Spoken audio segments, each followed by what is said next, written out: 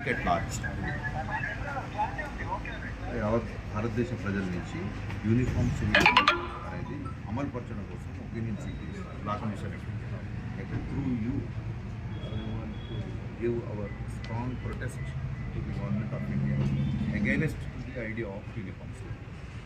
Kindly may be forward.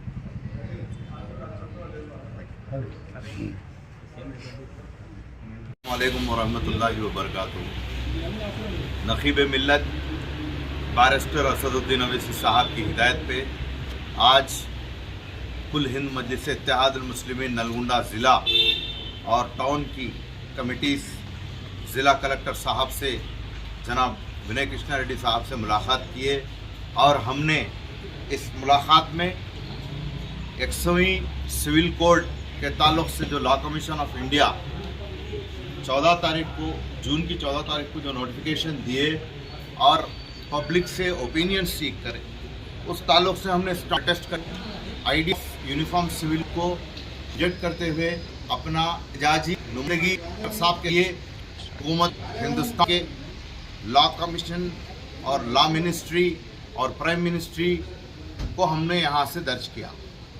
अब रही बात यह है कि 100वीं सिविल कोड के बारे में कुछ खुलासा बहुत ज़रूरी है आवाम को देना कि ये यूनिफॉर्म सिविल कोड एक ऐसा कानून है, अगर ये लागू हो जाता है तो हिंदुस्तान में रहने वाले करोड़ों माइनॉरिटीज़ जो कि Christians, Muslims, Sikhs, Jains, Buddhism और शेड्यूल्ड ट्राइब्स और शेड्यूल्ड कास्ट, तमाम तबक़ात के जो करोड़ों लोग रहते हैं हिंदुस्तान की आबादी में तकरीबन 40%, इन सब का बहुत बड़ा नुकसान होगा। और ये जो सोशलिस्ट फैब्रिक जो है हिंदुस्तान की, यानी कि ये जो गंगा जमनी तहजीब है और ये इंक्लूसिव नेचर जो है, ये डिस्टर्ब हो जाएगा। जहाँ पे नेशनल इंटीग्रिटी को थ्रेट है यूनिफॉर्म सिविल कोड की वजह से। अब रही बात यूनिफॉर्म सिविल कोड को, उन लोग की बात दलील ये है कि आर्टिकल 44 में कॉन्स्टिट्यूशन ऑफ इंडिया के आर्टिकल 44 में खुद कहा गया था कि यूनिफॉर्म सिविल कोड का यानी कि प्रपोजल कभी भी अमल करना है।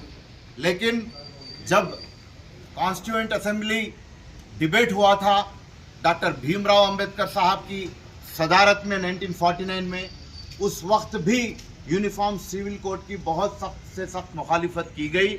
उसी वजह से उन्होंने अपना ख्याल ये दिया था कि यूनिफॉर्म सिविल कोड जो माइनॉरिटीज़ है, जो जितने भी ट्राइब्स है, ये तमाम लोगों के कल्चर को प्रोटेक्शन करते हुए जो लोग वॉलंटरली यूनिफॉर्म सिविल कोड अपनाना चाहते हैं, सिर्फ वो तबका ले सकता है। जो नहीं अपनाना चाहते हैं वो अपने अपने मजहबी यानी कि मजहबी आज़ादी को और मजहबी कल्चर को प्रोटेक्ट करते हुए मानने की पूरी सहूलत कॉन्स्टिट्यूशन ऑफ इंडिया में दिया गया था। आर्टिकल 25, 26, 27, 28, 29 तक के पूरे प्रोविजंस हमारे फंडामेंटल राइट ये जो है कि right to freedom of religion है, यानी कि फंडामेंटल राइट्स हमारे को जो दिया गया वो स्ट्रांग है। जबकि यूनिफॉर्म सिविल कोड एक directive principle of state policy है, जो कि फंडामेंटल राइट ज़्यादा पावरफुल रहता, डायरेक्टिव प्रिंसिपल ज़्यादा पावरफुल नहीं रहता कॉन्स्टिट्यूशन ऑफ इंडिया के स्पिरिट के लिहाज से। अब रही बात, और एक खुलासा ये है कि अब ये मोदी सरकार जो मुसलमानों के खिलाफ, ये दलित के खिलाफ, ट्राइब्स के खिलाफ ये कानून ला रहे हैं, उनका क्या मकसद, सियासी मकसद है, सब सारे हिंदुस्तान जानता है। लेकिन अब उन्होंने अगर ये बिल पेश भी करें तो राज्यसभा में कुल 237 MP है, जिसमें से सिर्फ 92 MPs जो है सो बीजेपी के हैं, और वो लोग को अगर कोई एक्स्ट्रा उनके अलायंस वाले देते भी हैं तो 103 MPs होते हैं। अब यहाँ पे सवाल ये उठता है कि 16 MPs की कमी है राज्यसभा में ये बिल पास होने के लिए, जबकि लोकसभा में वो लोग को फुल मेजॉरिटी है। लेकिन राज्यसभा के जो 16 MPs है उसको हम चैलेंज यहाँ से सबको हम वार्निंग देते हैं, चेतावनी देते हैं। जो सो कॉल्ड सेक्युलर पार्टीज, जो रीजनल पार्टीज के राज्यसभा के MPs है, वो लोग के सामने ये एक इम्तिहान है सेक्युलरिज्म का।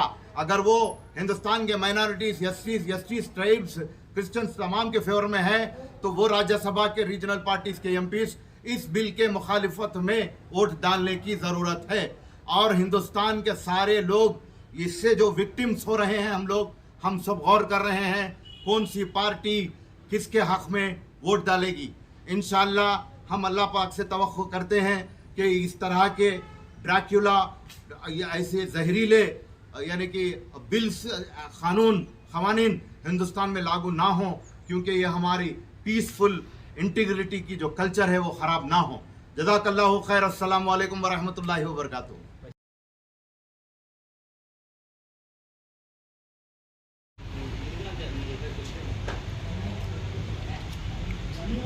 Ini